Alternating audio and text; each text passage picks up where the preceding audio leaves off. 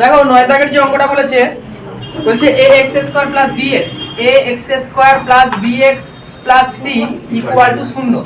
ঠিক আছে, এই সমীকরণটির একটি বীজ অপরটির দ্বিগুণ বলেছে, তাই তো? হলে এটা প্রমাণ করতে হবে।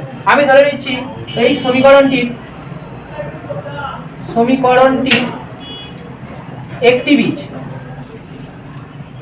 একটি বীজ কত? আলফা। তাহলে অতএব অপর বীজটা কত হবে? অপর বীজ 2 আলফা।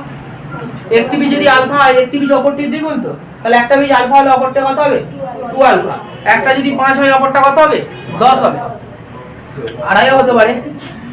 ঠিক আছে, তো যাক, তাহলে অপর বীজটা এটা।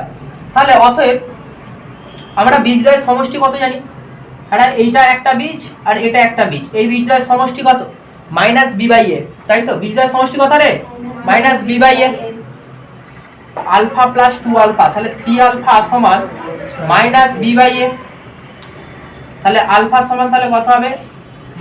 -b। এই তিনটা গুণে আছে, এদিকে গেলে ভাগে হবে, ঠিক তো? তাহলে আলফা সমান এটা। কারণ অসুবিধা আছে এটাতে? তো সমস্যা আছে না?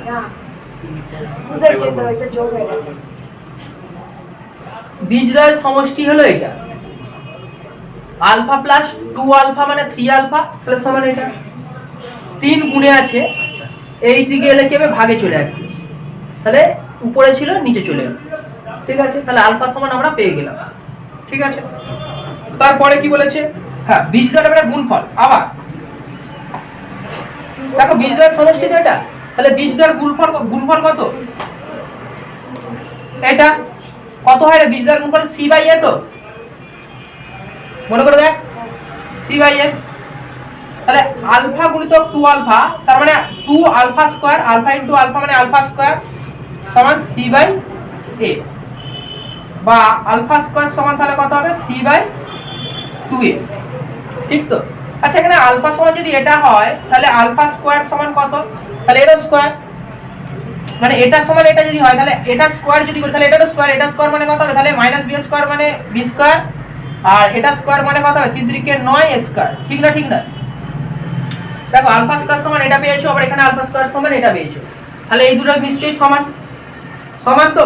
তাহলে অতএব এটা 1 নম্বর নাম দিয়ে দাও, এটা 2 নম্বর নাম দিয়ে দাও। 1 ও 2 নং থেকে পাই কি পাচ্ছি? এটা b square by 9a square সমান c/2a।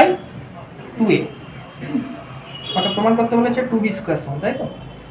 দেখো, এই যে নিচে 2 আছে, এই দুটো এদিকে চলে এলে তাহলে 2b স্কয়ার। ঠিক তো? দুইটা এদিকে আছে, তাহলে এইদিকে চলে এলে তাহলে গুণ হয়ে যাবে না? আর এই যে 9a স্কয়ার আছে, এটা এদিকে পাঠিয়ে দিচ্ছি।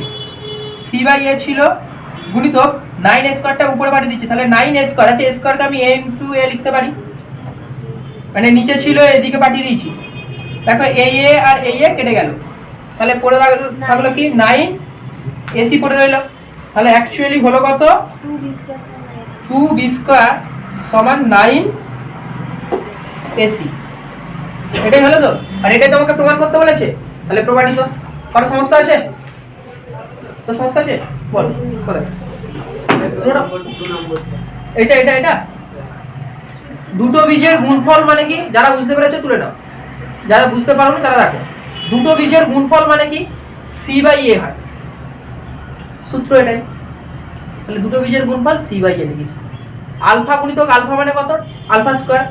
2 ছিল, 2 লিখেছি। ঠিক আছে, যেমন ছিল তেমন হয়েছে। দুইটা গুণে আছে, এদিকে গেলে কি হবে? ভাগে হবে, ভাগে চলে এসেছে। তাহলে আলফা স্কয়ার সমান এটা পেয়েছো। এবারে এখানেও আলফা স্কয়ার বের করে নিয়েছি, এখানে আলফা স্কয়ার বের করে নিয়েছি, তাহলে আলফা এইটা সমান, তার মানে নিশ্চয়ই এটা।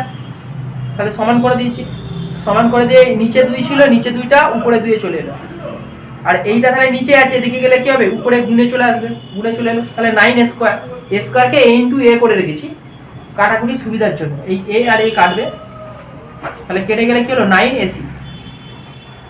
বুঝা গেছে? হ্যাঁ, এখানে লিখে দেবে উভয় পক্ষে বর্গ করে পাই। আলফা সমান এটা পেয়েছি, উভয় পক্ষে বর্গ করেছি। এটা কেন বর্গ করেছি? দেখো, এখানেও আলফা স্কয়ার, এখানেও আলফা স্কয়ার, তবে তো আমি সমান করতে পারবো। সমান করার জন্য বর্গ করেছি।